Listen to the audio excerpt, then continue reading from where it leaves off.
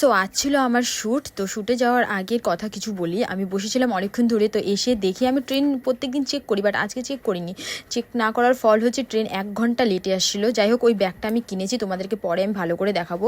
তো তারপরে অনেক লেট করে এসেছি, আসার পরে শ্যুটের জায়গায় পৌঁছেছি, আর হচ্ছে সবাই আছে শ্যুটে।